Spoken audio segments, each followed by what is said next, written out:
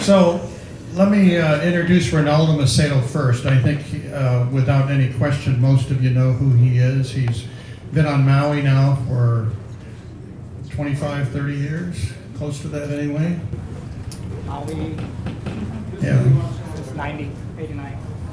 When I first met Ronaldo, he was hanging out at Hokipa painting little paintings and selling them for $150, and he thought that was his quest as an artist, that he had reached the pinnacle at that point. And then he came into Lahaina Galleries, and he's been one of the fixtures in that company for many, many years. Thank you, Ronaldo. Patrick Sanders is from North America. I asked him the other night where he was from, and he says, I live in my trailer. And he and his wife, Kimberly, travel throughout North America day by day, and they park wherever they want to park, and he gets out, and they both, she's a photographer, and she does her photography, and he paints, and he was originally from Minnesota, I believe. St. Louis. St. Louis, Close. Missouri, excuse me. Somewhere in those flyers. Yeah, I got the wrong state. I know who's from Minnesota now. That's me. And anyway, must be a fascinating way to live, and not my style, but they seem to love it. So their Airstream is how many feet? 25. We just upgraded from 16. 25 feet. Good. Yeah. Mary Pettis from Taylor Falls, Minnesota. Yeah, See, I knew somebody was from Minnesota here. that's right. And the person who won just about everything last year in this event is part of the panel, Leon Holmes from Perth, Australia. The guy with the hat there, I guess you'd recognize him as being Australian, wouldn't you? Wouldn't recognize me with that. So I'm going to start the discussion with having Ronaldo speak first. And again, if you have any questions, just hold them until the end of the program, please. How did you get started? How did I guess? Well, I think that a lot of people asking that questions like, how did you get started in art, or when did you first started painting? And I think I realized that some people throughout their life choose careers, and I didn't really choose it. It kind of chose me. So when I was little, I drew a lot. I didn't do much painting, but I just, because as a kid you just do mostly drawing. I drew a lot and got a lot of encouragement from my parents. I guess we didn't have an artist in the family gene, so they were pretty surprised and content with the stuff that I was doing as a kid, and they really encouraged me. So it's always been part of what I do. You know, I remember sitting in a dental office with my sister and my mom in Brazil. I grew up in Brazil, and I just drew a portrait of my sister in a napkin, and my mom was really, impressed and kept it, and I don't know what happened to it, but I don't remember how old I was, maybe 7 or 8. But I just had a knack for looking at things and drawing it, and then my parents would also ask me to copy things that they would see in magazines or posters or whatever, and then I would copy to them, and they would hang it or keep it in their files. So it's always been a part of my life. And then naturally in high school, once I did 2 years of high school in Brazil and 2 years of high school in America. And I thought America's system was great, because once you get to the high school, you choose your classes, most of it. And I chose, my early bird period was surfing. And then I had, I think, 2 classes that would require like algebra and history, and then there was lunch. And then I had 2 periods of art. So I would stay at lunchtime, I would stay with my teacher and work in the classroom with them. And so I ran the art shows in the high school, and I was painting more in acrylics and oils. And then my last year of high school, my teachers really encouraged me to go to college. So I did go to junior college, got a degree in graphics design. I wasn't thinking of being a painter, because I didn't think it was always like the starving artist thing. So I thought you had to do graphics design or illustration. Back then in the 80s, graphics design was kind of the hot thing, and so I didn't think I was going to have enough money to go to the 4-year college. So I just started at a junior college and I got a degree in graphics design. And then I did find the money through sign painting, t-shirt designs, business card designs, anything that had to do with visual arts that I could make a little money on. Because as a foreign student, you can't work, or you couldn't at the time. So all the work that I did was just donations in cash, you know. So I did pay my way through the four-year college at Long Beach State, Cal State Long Beach. And I did not know at that time that the graphics design department was impacted, which meant that a foreign student was never going to get in. The American students get in first. So I switched to illustration, and it turns out that Long Beach State has one of the best illustration departments in the country, and some of the best teachers. And so a lot of my teachers were famous people, artists in the Hollywood scene and the movie scene as well. Because Long Beach, Redondo Beach, where I lived, is pretty close to Hollywood, but not in Hollywood. So it was kind of the perfect world. And but until I got into fine art, I didn't realize how good I had it and how good my teachers were in college. But I did well, and I've always enjoyed the ocean. So my dream job was to graduate with an illustration degree. Get a call from Surfer magazine, put me on the plane to Indonesia, put me up on the villa, and surf whenever I wanted to, and do some sketches, and illustrate a story. So it was close. I came here in right about 3 or 4 months after graduating, and just came here to visit some friends and for a wedding, and that's when I met George Allen, and I stayed here for a while. And helped him get through his shows that he was doing, helped him frame, stretch canvases. We had fun. After the show, we had fun painting together. And just realized that, I could stay on Maui and paint. And there was a lot of galleries back then as well. That was 1989, 1990. And I just thought it was a really good fit, and I really felt at home in Maui. And so I've been here since 1990, and between 90 and 94, I showed at various different little gift shops and galleries, and a lot of the Benny Tree. I did all the Saturdays at the Benny Tree, entered the Art Maui shows, and did some stuff on the mainland as well. I'd kind of go back and forth a little bit. And in 94, after I had a show at the Lahaina Art Society, I had a pretty decent body of work, and so I contacted a friend of mine that used to work for Lahaina Galleries and asked if I could talk to them. And Kim welcomed me and looked at my work, and he kept a few paintings to get some feedback from the consultants.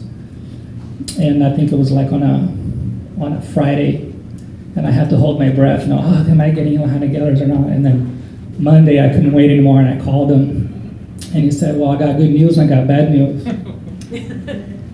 So the good news is that we sold the painting already, and the bad news is that we don't know if we got the right price, So then I think it sold for $450. Yeah, little cane house painting. So anyway, so that was the beginning with Lahaina Galleries, and at that same conversation, he asked me if I could put together 40 paintings in the next 2 weeks or so. And I remember something that George Allen taught me. He said, whenever somebody asks you something that has to do with business, just say yes. And then when they're not in the room, just figure out how you're going to do it. And the reason why they needed that many paintings is because they had 3 locations. They had Kapalua, Lahaina, and Wailea. And so about 10 paintings for each gallery. And then they needed 10 paintings in reserve to replace the one that sell. I don't know if we did quite 40, but we've done well since then. And but I think a really turning point for me. How long do I have? Like, am I the only one that's going to talk? Or? Okay, well, a turning point was in 2000. In year 2000, John Cosby was here on the island, and we've been painting together quite a bit. And I really admired his work and Ken Osser's work and some of the guys from California. And in 2002, I think he had something to do with it. In 2002, they invited me to the Laguna Plein Air Painting Invitational. And that's when we had I got exposed to the first plein air show ever, and it happened to be one of the best ones in the country. And I met Jacoba's boss there. I met a lot of the painters here there in 2002. And that's when I had the idea to do the event here, which the first one was 2006. And then between 2002 and 2006, I did a lot of events in Sedona and Colorado, and kind of got to know the whole, mostly, how incredible painters around the country. And so I wanted to bring that to Maui, bring that to Hawaii, and let the galleries in Front Street know how good art can really be, besides the stuff that, the good art that we sell on Front Street. And it worked, I think the level of the artists in Maui and in Hawaii really elevated. And I think that the painters from the mainland really enjoyed coming here and painting in the warm weather in the middle of February and getting their feet wet in the water, And I think also that what's really incredible is with the help of a lot of people and with the help of Lois Reiswig, she asked me to donate a piece to one of her fundraisers, and I said, I'll do it, but can you help me find homes for all these artists when they come? And she did. She found, and I think something really neat that happened, a lot of the artists created some incredible relationships between, the host families and the painters over the years. Like, people get together during separate times in the event. That's how good of friends, they've made. So I think it's been a successful thing, and so that's part of my, in the meantime, I just paint, and pay the bills, and raise the kids, and keep doing it. So that's what I have. Thank you, Ronaldo. The guy that lives in a trailer now is going to speak. You can't call it a trailer. That sounds trashy. It's an Airstream. Classic, right? That's very important. I have also a very convoluted path of how I wound up here, and I've done a lot of different things in my career. I've always been interested in art since I was very young, and I actually can say that I painted plein air from when I was a child, although it wasn't called that.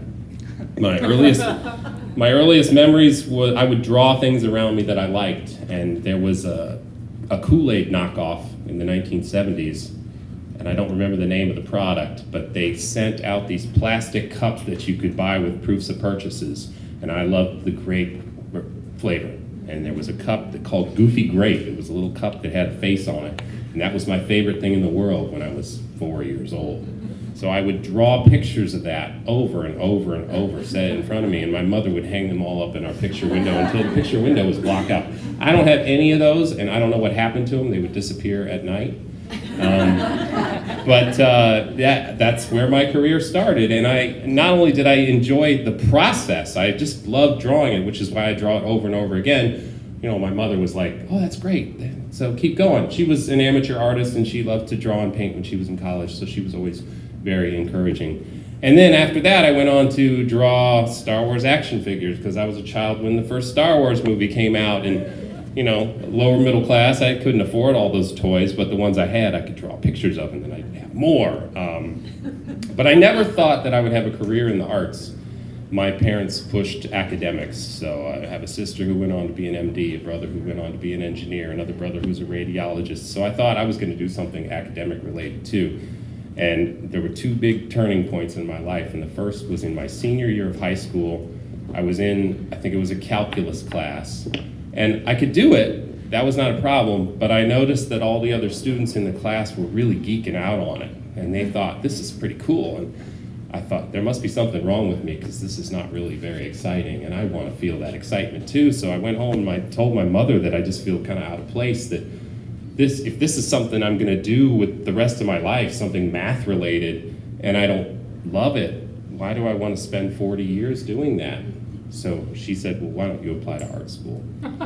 So I did, and I got into the Kansas City Art Institute, which at the time was really known as one of the best illustration schools in the country. So like yourself, I studied illustration, and I worked with the great Mark English, who started the Illustration Academy with the big names like Bernie Fuchs and Bob Peak and all the big illustrators from the 1960s. So it was a fantastic education, and I was very excited about it. I started painting in oils at that time and fell in love with that.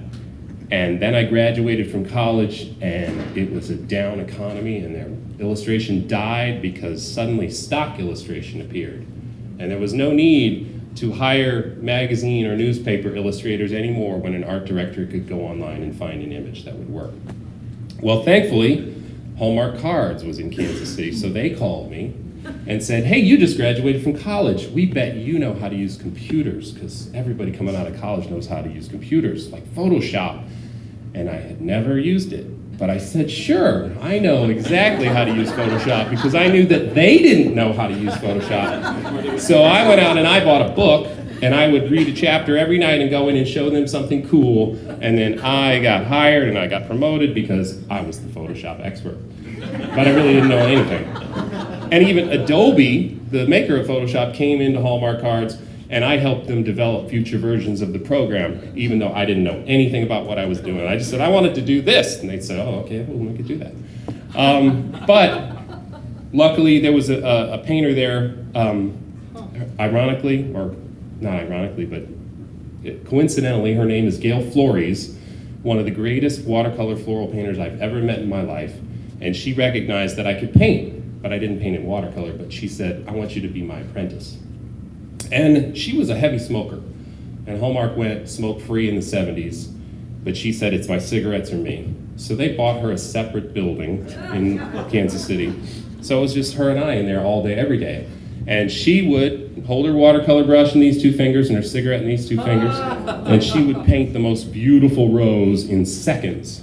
And then she'd say, now you do one. And then I would paint one, and she would say, that looks like wadded up toilet paper, throw it away and do another one. But that taught me that, once again, appreciate the process. It's not about the end result. It's about doing it over and over and over and over again. And I learned so much from her, and when we go to Kansas City, as we travel through there, she'll still show up and say that I owe her everything. But she was very supportive, like my second mother. But then she retired, and Hallmark Cards decided that they too wanted to focus more on stock illustration because they had a giant vault, and it became a place that wasn't really a learning opportunity anymore. So I decided it's time for the next thing. So I went back to the Kansas City Art Institute and became a full-time instructor there. And they had an opening in their animation department. And I had dabbled in digital animation, so I said, sure, I know animation, I can teach that, and I can teach 3D animation as well. Once again, I bought a book, and I read a chapter every night, and I'd come in the next day and teach that chapter to the students, and they would ask me questions, and I would have to make it appear that I knew what I was talking about. So I did that for a few years, and that was really wonderful. But once again, the economy turned, and we needed a better source of income. Believe it or not, education doesn't pay. So because I knew how to do digital animation, an advertising firm in Kansas City called me and said, we want you to come in and not only do digital animation, but teach digital animation to our other designers. Okay, I'll take the job, that sounds great. So I came in, and I'm in my late 30s. Most of the other new hires are 22, they're right out of school. They have a welcoming lunch with the CEO the first week you're there. Because they're all young and nervous, and I'm older, I'm the only one that spoke in the breakfast with the CEO, and I said, I'm really happy to be here, I learned something every day. He walked out of that meeting and he said, let's promote that guy to creative director and send him to New York City, and we'll make him in charge of our most expensive account. So my wife and I sold our home and half of what we owned and moved to New York City, where I was in charge of all creative advertising for Colgate-Palmolive. The first week we were there, they said, hey, you have a video shoot over in Soho. Went over there, Doris Roberts from Everybody Loves Raymond was there. And they said, you have to direct Doris Roberts. I'd never directed anything in my life, so I'm telling Doris Roberts what to do. That was kind of weird. And it was a whole freaky experience that went on for about 8 years. I became the problem-solving guy. When they needed help, they moved us to San Francisco, and they would send me to pitch Activia yogurt when they decided that they didn't want to be the yogurt known as the yogurt that helps you poo. So I had to go to Paris and tell them what they could do better. But, you know, it's a thankless job where China calls at midnight and says, there's arsenic in our toothpaste, what are you going to do about it? And it was really stressful.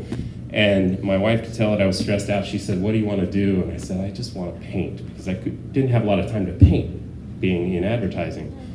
And she said, well, let's just do it. So 5 years ago, I quit my job, and there was a plein air competition in Kansas City, and she said, why don't you try it? First one I ever did.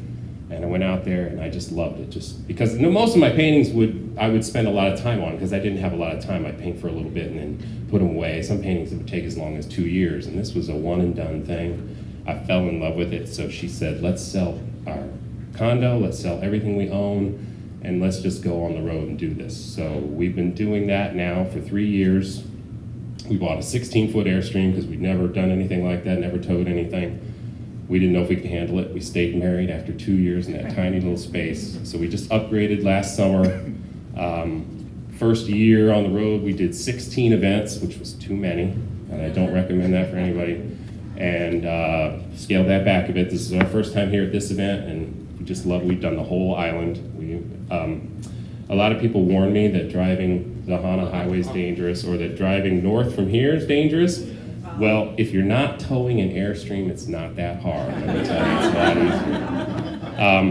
it's a lot easier. So the two big things that happened was somebody, whether it's my mother or my wife, said, why don't you do what you really want to do? And that's the key for me. It's not about an end product. It's not about making money.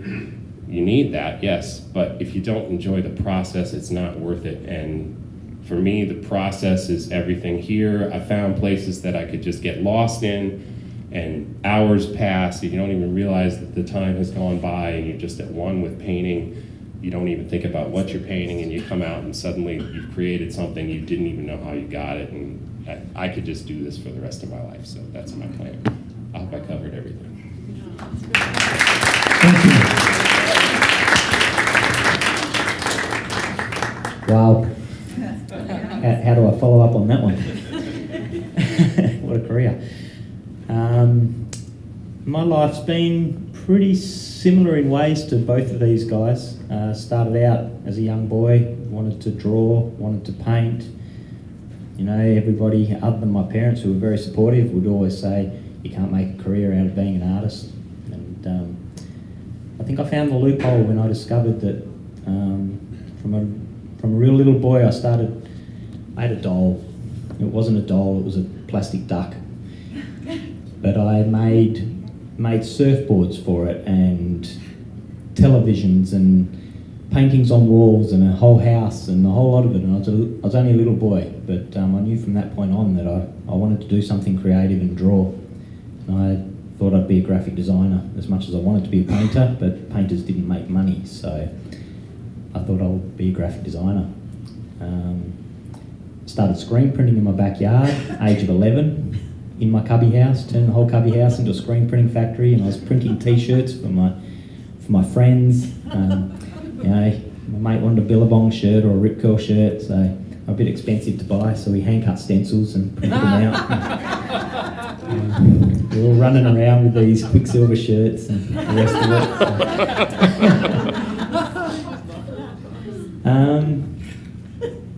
At the end of my school years, I'd failed English. Very much like Ronaldo, I had 3 art lessons. I had technical drawing, art and applied art. I had a sport lesson, and I had English and maths, and I failed English.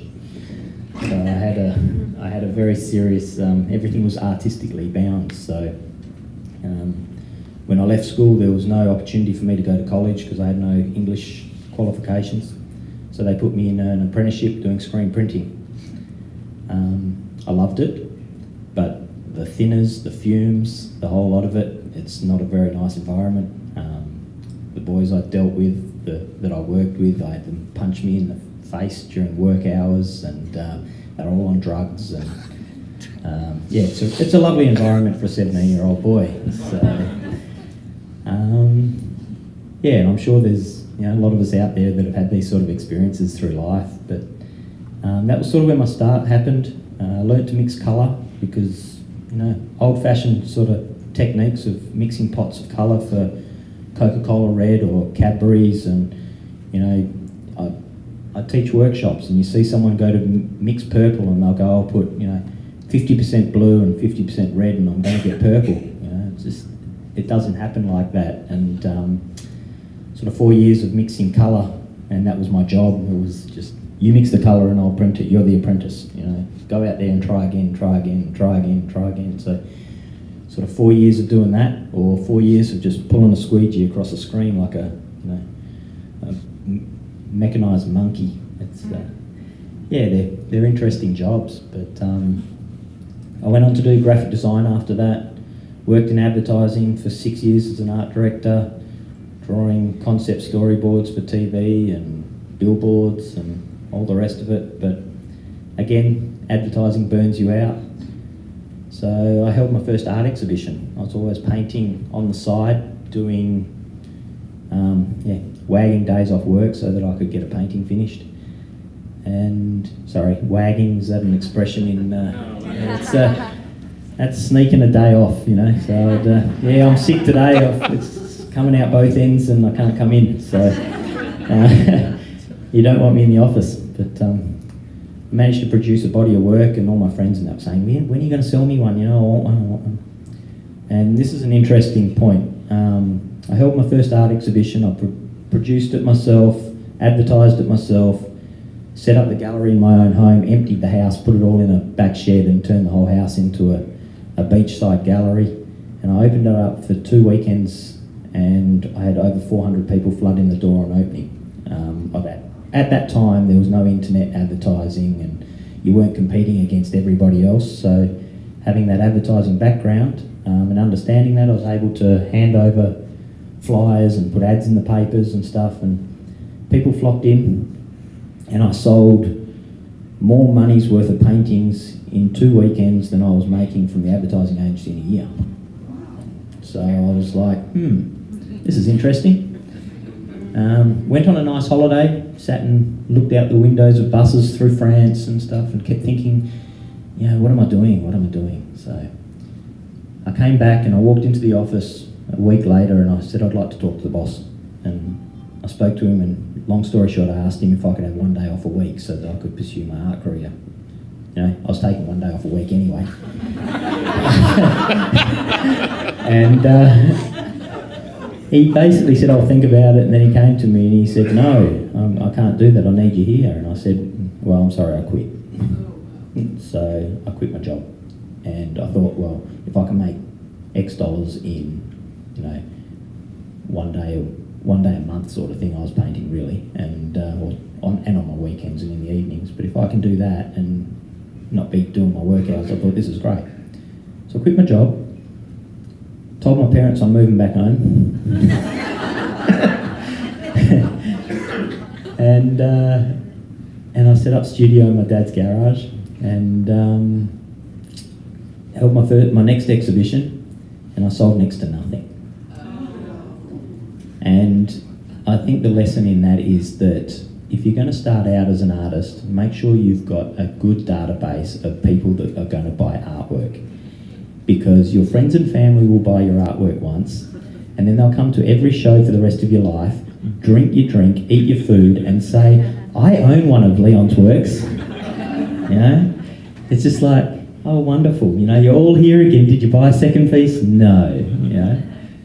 So you've got to keep that database growing, and being an artist is as much about being able to produce the work and keeping it interesting for anybody in the future that's me personally, I like to keep changing it up and trying something new, and I'll throw different colours on my palette, or I'm always trying different techniques, pulling out different instruments to paint with, and trying to paint bigger or smaller, or just trying to mix it up all the time, because if somebody has bought one of your works, then they're not going to want too many the same on their wall again. They want something else. And your family and friends aren't going to keep buying artwork off you. They'll buy one, and just to support you in the beginning. So I think that's sort of something pretty important that I learned pretty early on. It's been a tough road. Since I left the advertising agency, I'll be honest with you, I've fought depression, I've had anxiety, I still get pretty serious anxiety at times. It goes ups and downs. I come to events like this and I'm bouncing off walls because everybody's so happy to see me, everybody loves me, everybody wants to talk to me, I've got an Australian accent, I've got a stupid hat on.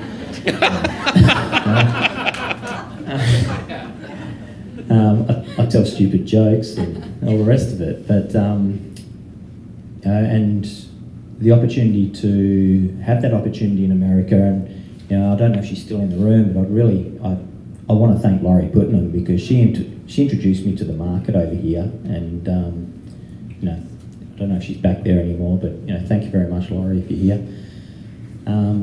It just opened up a whole new opportunities and avenues for me to go to the other side of America to an event down in Florida called the Forgotten Coast. From there, some of the people that are in this room recognised my artwork and introduced me to the Maui plein air, and I've been introduced and asked to paint at a number of other events as well, and it's just sort of snowballing all the time. I live in the most remote capital city in the world. It's a long way from anywhere. It's a long way to get to meet other artists. I self-taught myself a lot of stuff off the internet, but what I've learned from going to these events and hanging out with other artists and listening to what they have to say and their thought process in their artwork and why they do something, that to me has been my biggest growing curve. And I feel like, I think Patrick just covered it. I paint for the process now, and I paint for the journey, and it's nothing about painting a finished product. I've started painting smaller and smaller and smaller and more and more and more, and that to me is teaching me so much more about painting. So yeah, I don't know what I've missed about my life, but yeah, that's pretty much it. There's probably a few. Yeah, there's a few things. Yeah, there's a lot of things actually. Can't mention over the microphone. I've blown up a few things and crashed a few cars. And, anyway, thank you. Thank you. Well, I grew up on a farm. Being an artist was one of the last things that, it was a long time ago, but women could be secretaries or teachers or flight attendants or stewardesses or nurses, librarians. That was about it. Did I say teachers? Yeah. So I think that my script was probably to be a teacher.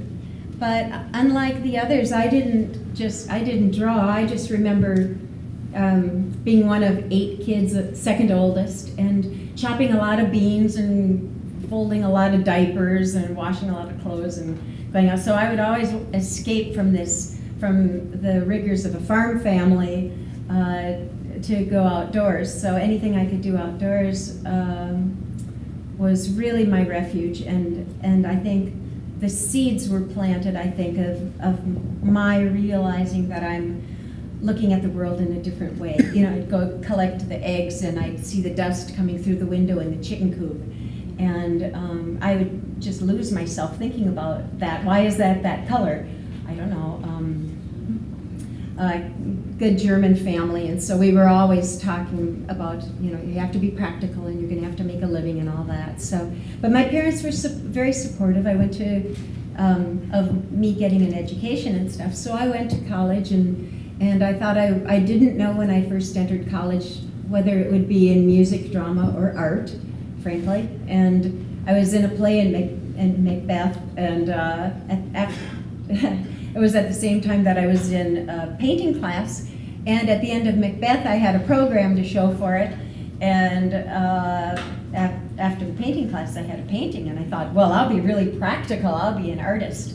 So much to the chagrin of my folks, I went on, instead of student teaching after college, I got a double major and a double minor, French and secondary education minors and art and humanities majors. But instead of doing my student teaching, I saw a magazine that had an article on the artist Richard Lack, who's had one of the first ateliers, classical ateliers in the country. And he actually coined the term classical realism, and he studied out in Boston, and we kind of have a direct student-teacher link to the old masters. Anyway, I saw this article and found out he lived in Minnesota. He had come back to his hometown to open his school, and he wasn't the article wasn't on an old dead guy, but somebody who's actually living who paints like this. And I thought, oh my gosh, if I could paint like that, I could really paint ducks and make a living. So in Minnesota, so I got a trial period with Richard Lack, but over the years I've done a lot of different things. It still seems to me like I didn't really know what made a good painting until about 5 years ago.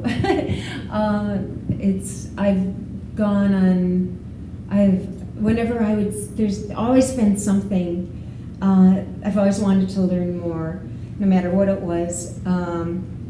Alla Prima came along, I wanted to learn that. Etching, I learned copper plate etchings from Dan Graves, who was the founder of the Florence Academy of Art. And I tried to make a living as a classical realist, but I couldn't take 8 months to make a painting and still make a living. And then I've had I've had galleries along the way. I've had publishers where everybody's going to get rich if we just sign the prints and we'll all get rich.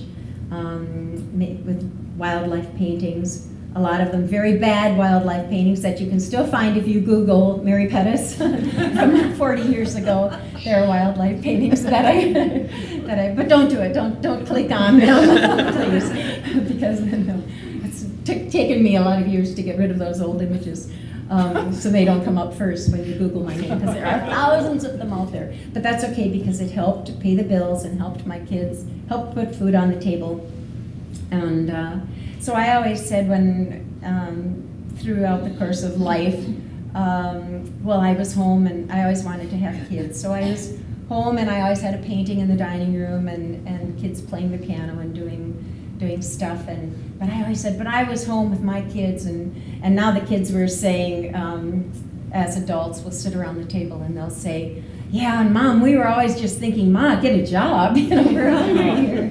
So, but I've had a lot of wonderful instructors along the way. Zhang Wingson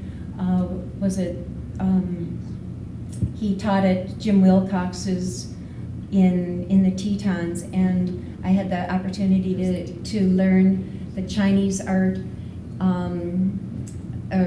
one of the methods, and then I came to, and it moved me in a different way, opened my eyes to palette knife painting and a lot of different things. So that he was pivotal. Kevin McPherson was pivotal because he had me do a lot of little paintings. So I did hundreds of small pochades, plein air, trying to be fast, trying to get fast, put the right color in the right place. And so I've probably done a few thousand of them. And all the time, but I always remember, and back to the little farm girl, I remember always saying that, I found this thing in Reader's Digest and I cut it out, and it was a Goethe quote, who I always thought was Goethe, but it's Goethe, and Goethe said, whatever you can do, or you have to correct me if you probably know the quote, but whatever you can do or dream you can do, begin it. Boldness has genius, power, and magic in it. And I carried that little slip of paper around with me, and I just always thought, really being stubborn about being an artist and trying to make a living as an artist and being discouraged about it. I always felt, there'll always be room at the top. I'll just have to keep getting better, and just having faith was really an important part of it, that you just have to keep getting better and just keep working at it. But art now, all that seems to be back in the dark ages. Now art has taken on this completely different meaning for me. art now is all about connection. It connects us to the past, and it connects us to artists of the past. It connects us to the future, grandkids, people that see my paintings, seeing the things that I love, are going to live on far beyond me. And I think most importantly at this stage in my life, what I'm learning is that art above all connects me to my innermost self. And there's an awareness that I think Emerson called that spark of light, or that flash of light that crosses the mind from within. You know, we see these sparks and they beckon to us and they say, paint me. And I've spent a lot of years just trying to figure out what is that? Or I'll see something and think, is that what Emerson meant by that spark of light? What is that? And so trying to analyze that, is that line, shape, value, color, edge, and texture? What is it? And it's beauty, and it's our inner response to beauty, and the connection that I've had since I was a little farm kid, working in the fields and chopping beans and picking tomatoes and doing all that stuff, and that connection to the earth and to growing things and to seeing that there's a beauty in that. And so I'm now feeling like I'm at the beginning of this whole new stage, which is wonderful. That just art is so much an invitation to be in the presence of beauty. And I look forward to maybe being able to do it for another 30 years or until I get hit by a semi or something. And if I do, whoops. But anyway, it's just, that's why it's meaningful to me, and that's where I'm at right now.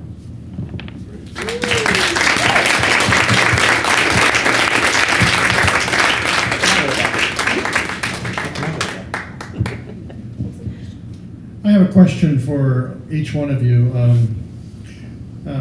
You're all successful to some degree, and you've got your lives, your vision set up as an artist and a career set up. But what obstacles are typically your biggest obstacles, say, that you've ever faced in your life as an artist?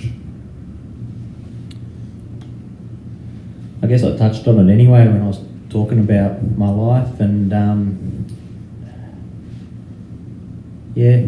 the depression.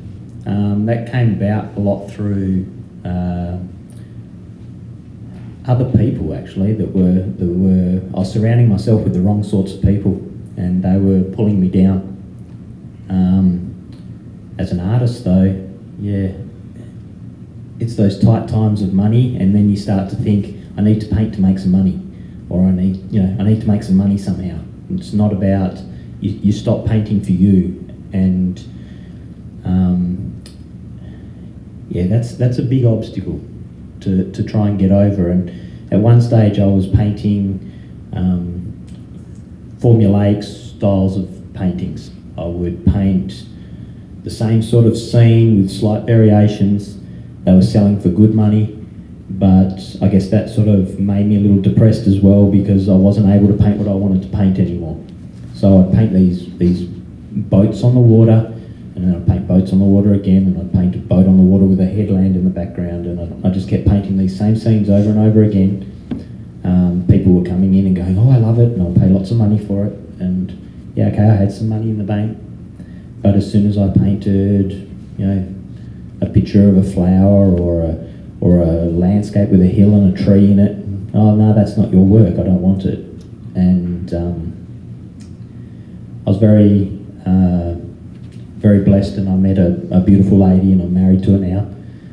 Moved to Europe, and there was that opening and that opportunity to put down the tools, close the shop, and try to re-educate myself to paint, because at one stage I could not paint a bowl of fruit. I had no idea how to tackle it. I didn't understand colour and light and tone and texture. I could put a photograph in front of myself and copy it.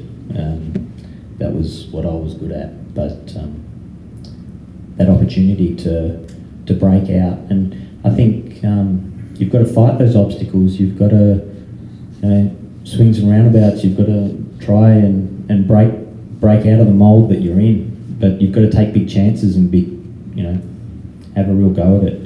Quitting my job was a big opportunity, but it was a gutsy move. It didn't pay off at first, and yeah, that's probably the biggest thing. Thank you. Thank you. Go that way and then bring it back in. Mary, maybe you could elaborate on that same question as far as your career is concerned. The obstacles from your past that you've incurred, and today, what is your biggest single obstacle that you face as an artist?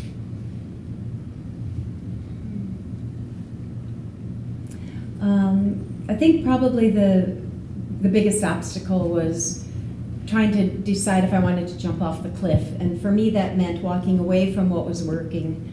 And that happened when I saw a show of Russian Impressionism in Scottsdale, I don't know, 15 or 18 years ago. For the first time ever, even though I had been in Europe and everywhere, the bottom fell out of the pit of my stomach and I started trembling, and I had this very visceral experience to art that, as an artist, having been an artist for 30 years, you would think I would have had that experience that everyone always talked about, but I hadn't until I saw the Russian Impressionism exhibition. And so trying to decide whether or not, I didn't understand it, and I was artistically caught up in like wanting to know how did they get me to feel that way, and it didn't have anything to do about the subject matter, and it was an obstacle. It was an internal obstacle. Do I quit? Do I walk away from what is really working for me and try to figure out this thing? How do you take line, shape, value, color, edge, and texture and turn it into emotions? How do you use those to evoke a response? And so it was an internal intellectual struggle, I guess, to turn away from what's working and go underground, literally, and take 5 years and try to figure that out. Right now, I don't see any obstacles right now. I feel very free and liberated, and like I'm just, every moment is a gift as an artist. Thank you. Want me to go with that as well? I have to echo some of the same things. It's all outside pressures, either economic or subjective or industry. Economic, Leon touched on. You worry that, am I going to make enough money to survive? I've been really lucky, haven't had to worry about that, so that one's good. Subjective is there's always somebody telling you what you should paint. Hey, we really liked what you did. You should do that again. I don't do galleries anymore because they're the worst culprits of that. A gallery owner sells one of your paintings and says, do 5, 10 more of those. And I'm not interested in that. I'm interested in exploring new things. So the first thing I think is, do I have an emotional connection to my subject? And the second thing I think, does it scare the hell out of me? Do I think that I can't possibly paint that? And if it scares the hell out of me, then I'm going to paint it, because that means I'm going to have some growth.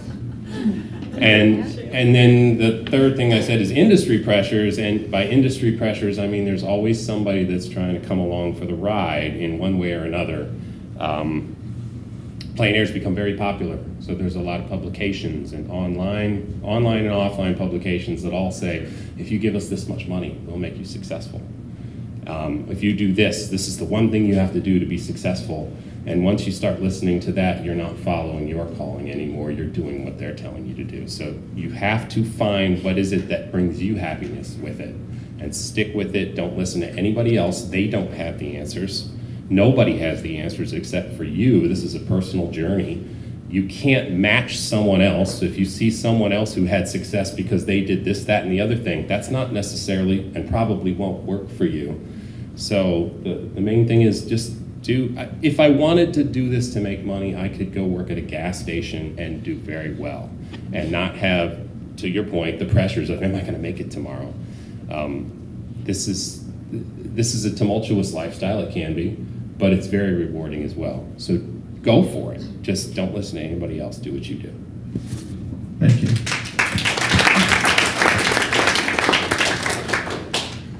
Well, I have it's interesting listening to it because I identify it, to what they're saying, but at the same time, I feel like I'm so far on the other side of the world as far as an obstacle.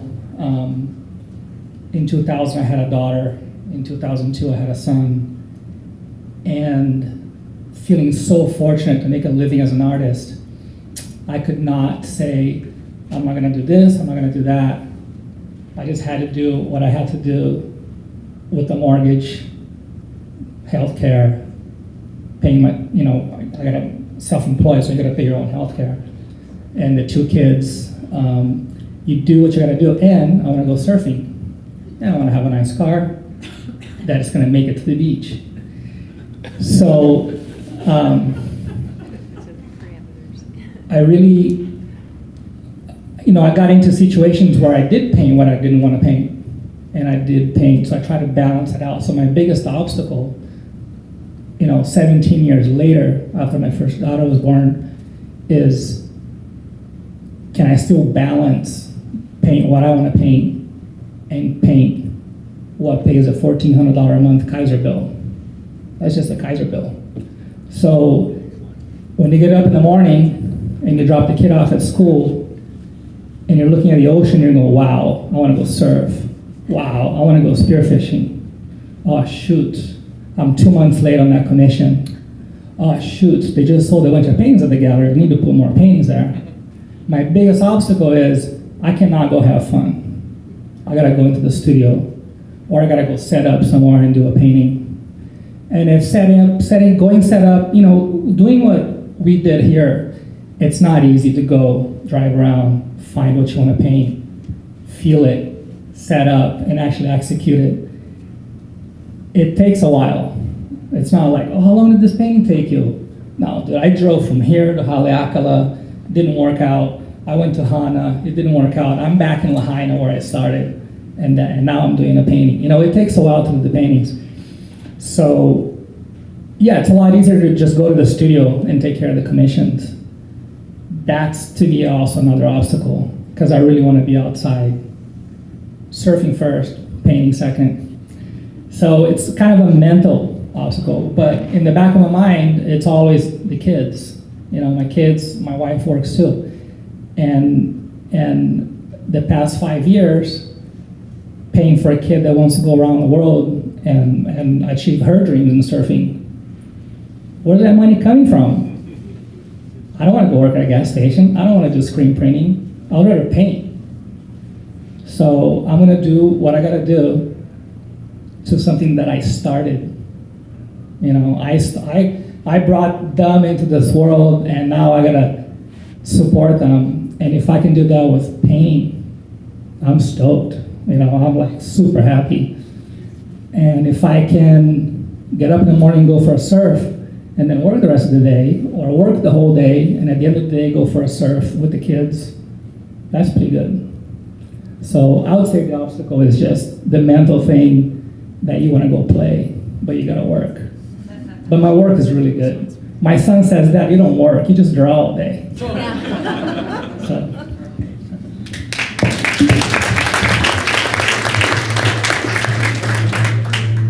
We're going to pass out some question and answer question forms that will start to come out your way, and then we'll go from there. But I have another question in the meantime. Let's start with Mary. What percentage of your collectors continue to support you in purchasing your work?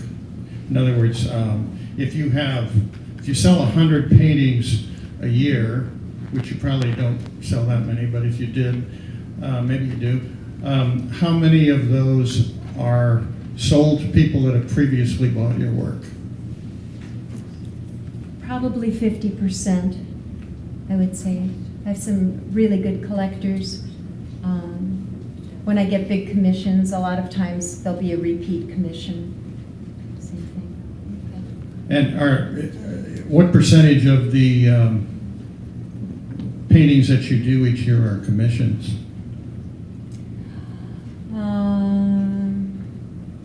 Maybe 5%, in numbers, but a much higher percentage in my income. So, good. Does that make sense? Right, yeah. Yeah. So.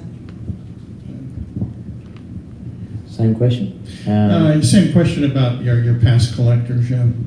Yeah, I think a lot of them are repeat, which is what I sort of touched on earlier as well, in that your family and friends don't always just keep coming back and buying again. But when you start getting good collectors, they start to repeat to buy, but you wonder when that well's going to run out.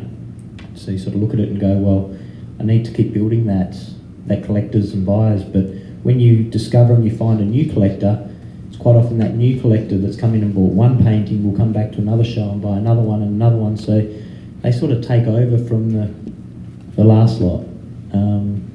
I work hard at trying to move my exhibitions around so that I hit different target audiences all the time. And I try to collect as much information and as many email addresses and things like that so that I can send them invitations to the next show. I run my own shows from small spaces that I can hire out that are like community galleries, and I've got their own lighting and all the rest of it. So that works really well for me. I guess I don't like dealing with galleries either for reasons that have been spoken. You know, you have to paint what they ask. They take big commissions. They demand stuff all the time, and it's just hard work trying to send stuff off, pick it up. Where is it? Who's got what?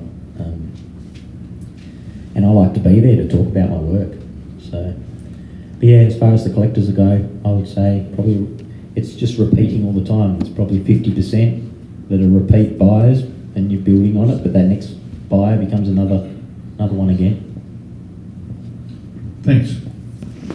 My repeat is probably a lot lower now because I'm not stationary, I'm mobile. So if you live in one area, you have collectors that live in that neighborhood or that city, and they see you as their artist. I don't have that since I'm constantly on the move. So I would say it's between 5 and 10% right now that are repeat customers, and most are new customers that I pick up as I travel. Now, the more I travel and the more I repeat and go to the same cities, the same collectors will come to those shows and buy another painting, but it's not constant. And also, I would say that percentage is getting lower because of the use of social media. So I sell a lot of paintings through social media. Everything that I do goes online, whether it's a process shot and someone will say, hey, I want to see that when it's done, I want to buy it, or it's a finished painting. We get contacted a lot through social media. So if you reach critical mass on social media, if you get to a certain number of followers on social media, it continues to grow daily, and it just continues to rise. So you have a constant stream of new buyers and new collectors. To Leon's point, galleries they've gone down. They have their same collectors, but those collectors, if they have hard times, they're not coming back, or if they already have a favorite artist, they're probably not going to switch to you, where social media makes that new buyer possibility infinite. It just goes up and up and up. So my percentage is low. It used to be higher, but it's dropped significantly. So the question is the percentage of return, or Yeah, you don't have as much control over that probably as the other artists, because you work with a gallery, and the gallery more or less knows who they're selling your paintings to more than maybe you do. Right. But you've been around with this one gallery for the better part of 15, 20 years now, so you probably have an inkling as to what you would say the support is from your past collector base. well, since '94. Yeah, I mean, I think my success is because of the gallery. They're the ones that really promoted me from the beginning, and I think it kind of boggles my mind that we're a rock in the middle of the ocean, and we sell so many paintings, and we're able to promote artists from this little rock and do well. And that trickles over to the mainland, where the gallery has a gallery there as well. And so I do a show every year at Newport Beach in California. And it's a whole different market, it's a whole different time of the year. So it's a good balance to go over there and do some paintings from there and have the show there. I think, again, I have a much different experience than them as far as, I was nobody before the gallery. And I'm still nobody, but it's been a happy journey. I guess I do a lot of repeat paintings, but I think maybe that keeps me going when I don't know what to paint. I also think that when I'm doing a painting, I also think that every painting has a home, and I don't know whose home it's going to be at, and I'm not too concerned about it. Sometimes things don't sell for 3, 4, 5 years, and one person walks in and talks about it. They've seen that in a dream. They've always dreamed of having a painting like that. They had never seen it before, and boom, they walk away with it. So I think every painting that I do, will have a home. And as long as that's my dream is to, produce pieces of art that will make people happy and enrich people's lives, I think the rest kind of works itself out. The whole collector percentage and the whole this and that, kind of works itself out as long as I'm coming from that place.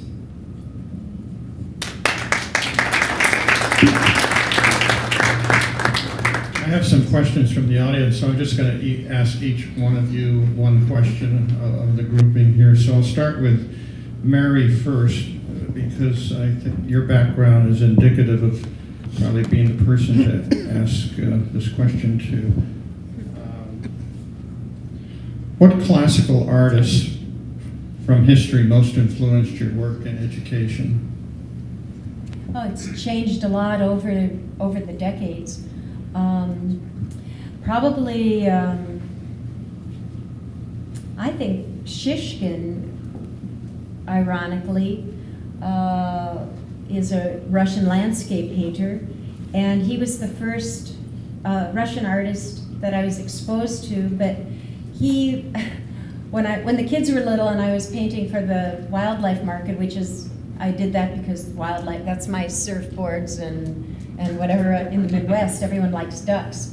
And so I painted a lot of ducks. And when I saw, and my teacher, Richard Black, said I'm going to have to choose. I'm either going to be a classical painter or I can just paint ducks, basically. And paint landscape with the detail and stuff like that. And I just didn't think that, there had to be a choice like that. When I saw the book on Discussionn, they were beautiful classic landscapes, but it was the way that I saw nature detailed, and yet it had unity in it, and it's beautiful and all that. And I thought, so what I did was take the Discussionn book and I'd pick a landscape that looked like home, and I'd put grouse in it or deer walking through the snow. So I copied all kinds of little animals and stuff so that they would sell. And in the meantime, I was learning how to paint like Discussionn. So it was interesting years later when I actually went to the Tetrakov Museum in Moscow and stood face to face with those paintings. I felt like I had already, like I knew them intimately. So Discussionn, I guess. And only later did I learn, well, at the same time I got a book from the same catalog as Discussionn saying that by far the greatest landscape painter, though, was Levitan.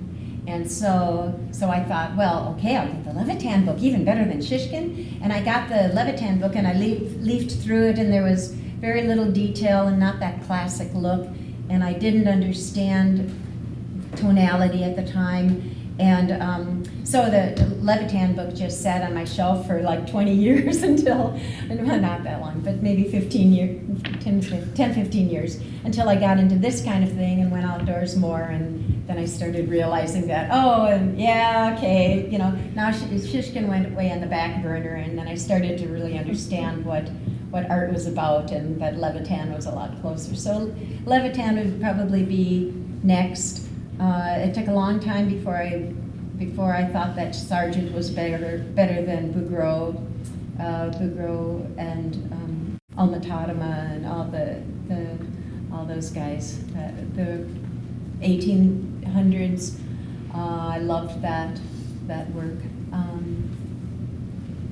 When I was a freshman in college, I saw the David, and that was in Michelangelo's David, and that was the first time that my heart skipped a beat when I saw a work of art. But I didn't understand why. Now I do. It's rhythm, harmony, balance, all that. But I think probably the Russians, and then the Soviet socialist realist artists of Russia have influenced me a lot. And they taught the Chinese artists who were my teachers that had the most profound effect on my career. Thank you.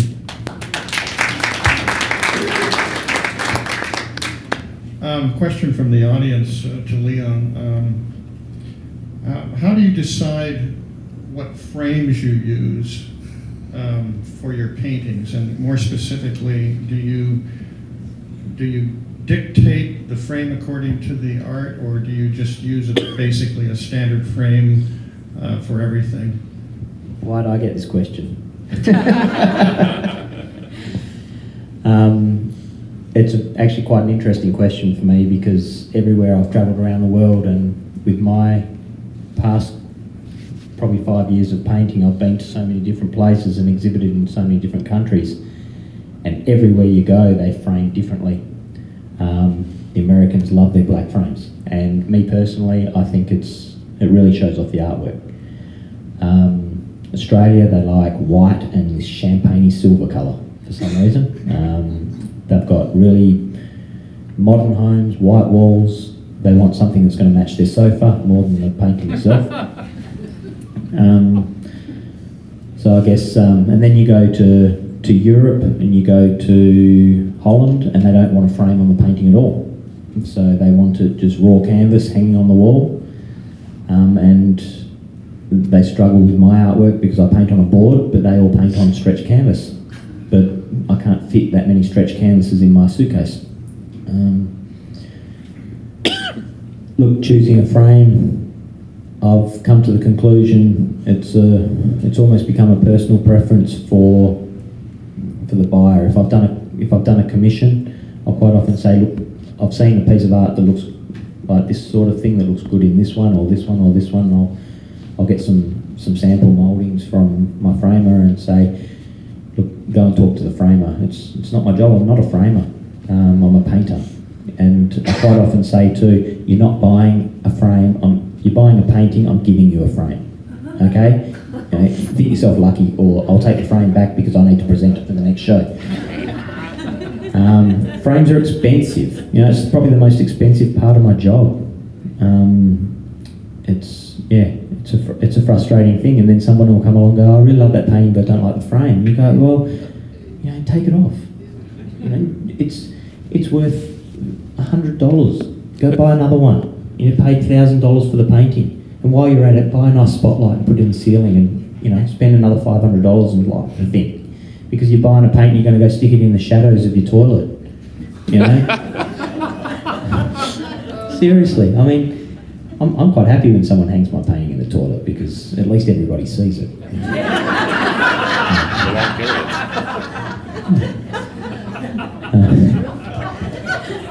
I just wanted to say something else. Mary just answered her question about the most influential artist. My most influential artists are all sitting in this room. The people that I paint with influenced me more over the last 5 years than any book, any painting in a gallery has ever influenced me. So, and many of them I've painted with before, and I'd just like to say thanks. So. I think in general, the artists that we're talking to right now are often traveling, and they don't have the luxury of necessarily being able to anticipate what their frames are going to be. And most artists that work with that have that luxury will go to a framer, and the framer will have maybe 100 different moldings, of which 20 or 30 would be fine for the painting, and they can select accordingly with the mats and the moldings and stuff. So that question is a good question, but in this particular case where you have artists that are traveling from one event to another, they pretty much have to standardize their framing more than what you would probably see in a gallery situation.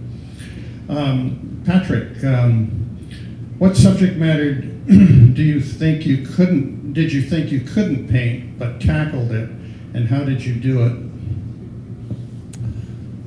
Most of the paintings that I have hanging in here today, I didn't think I could pull off. That's why I chose them.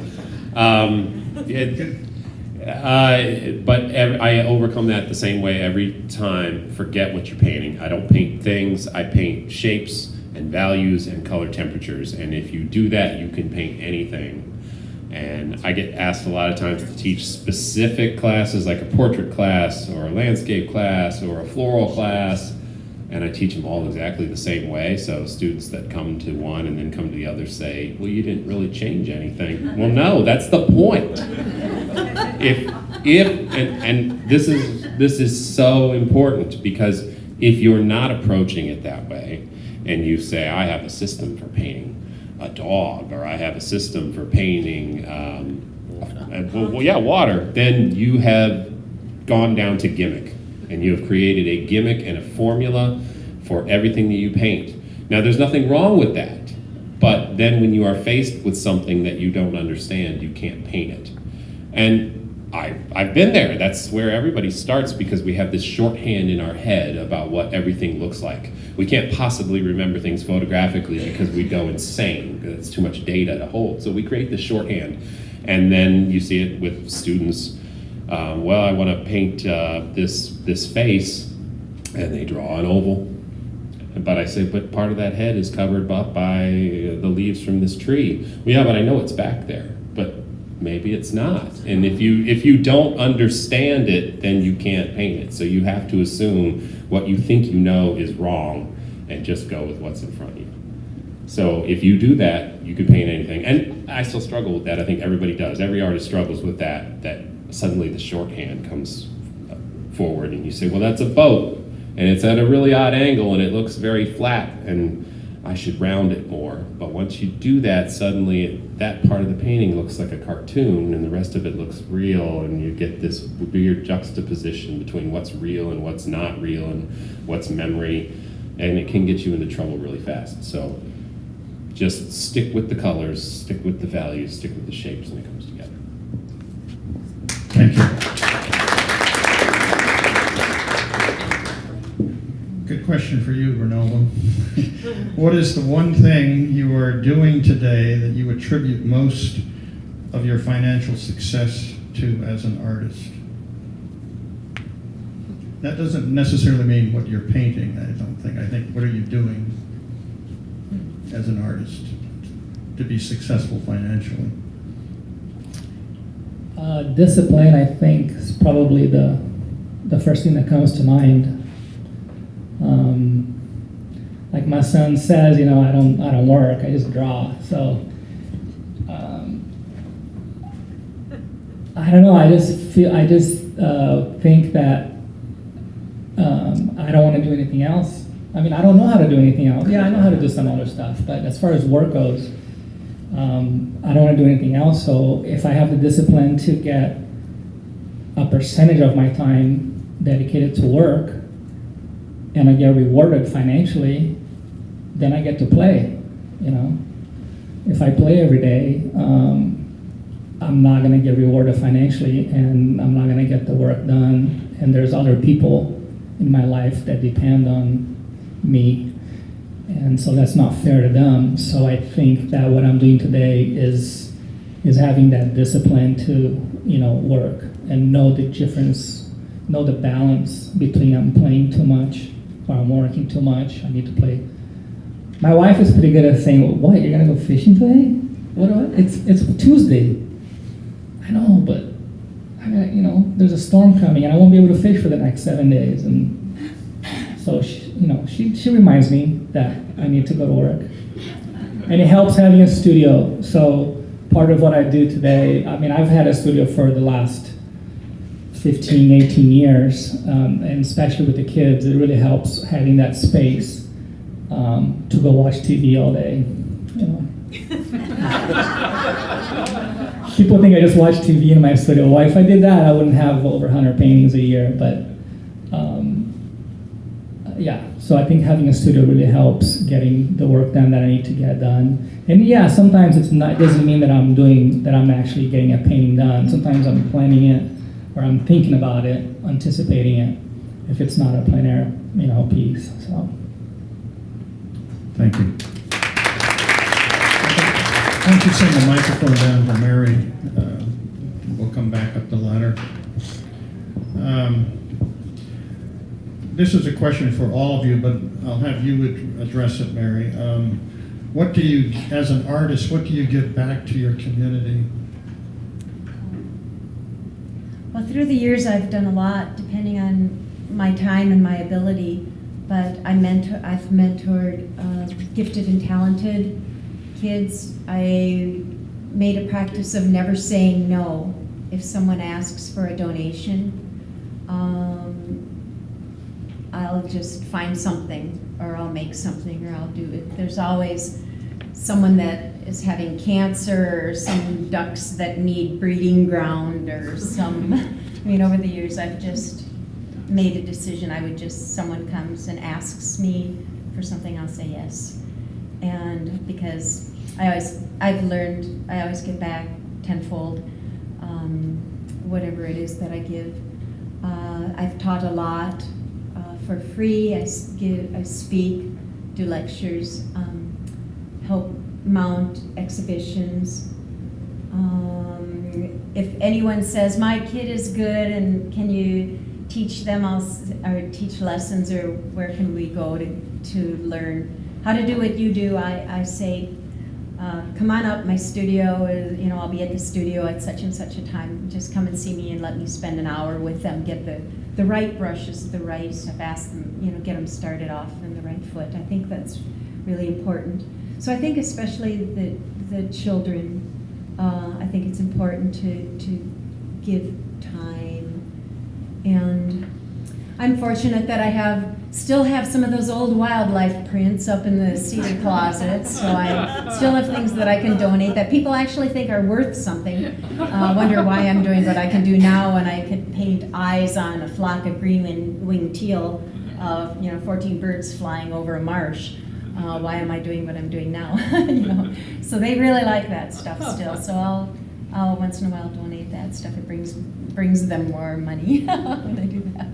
So or little leftovers and stuff like that. So I guess that's about it.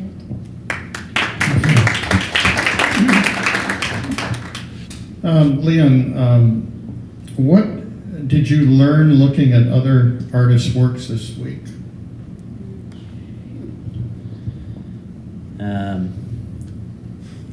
I don't know, it just humbled me. I think this work here is absolutely amazing. This room is fantastic.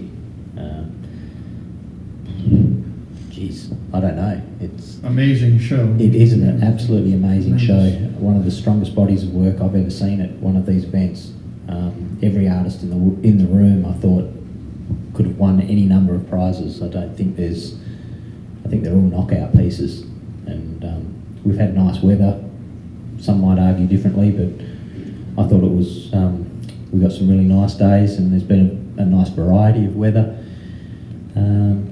I guess that sort of is something that I did learn looking around, is how different people and different artists have handled the colour temperatures of the different weather conditions that we had. There was some cool light, some warm light, and then there was some light that sort of fleeted in and out, and I found that very difficult to paint.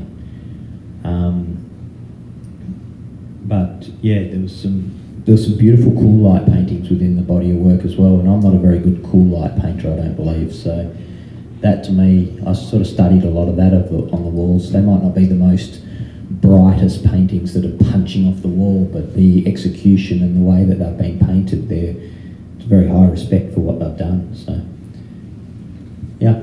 Thank you.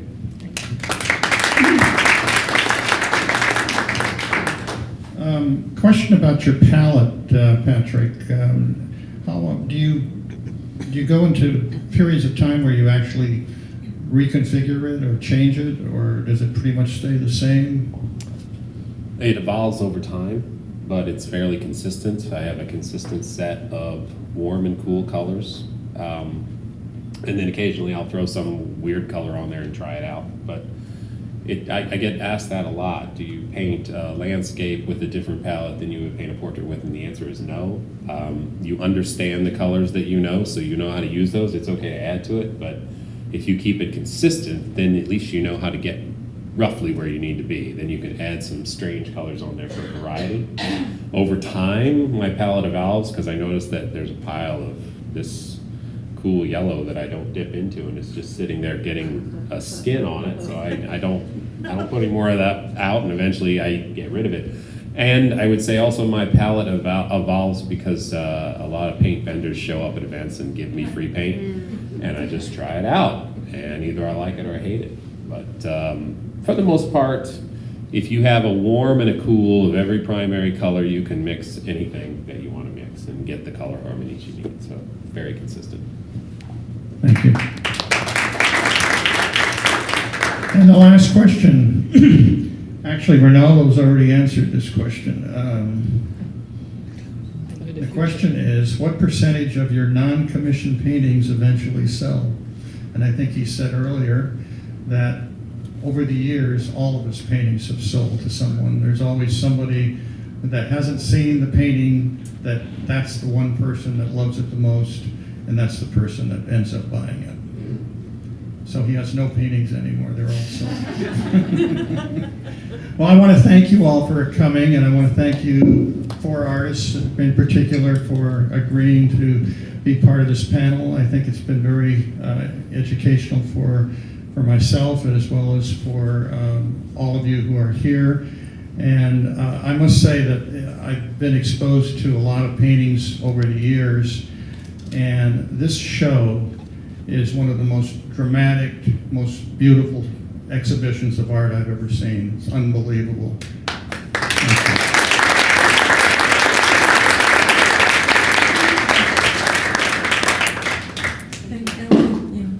Thank you all. You did a wonderful job. It was fantastic. We all learned a lot. Thank you all. Yes? I would love to just buy the whole building. Oh, he would love. Say that. I would love to just buy the entire building with all the paintings and use it in my art studio. Okay. Great.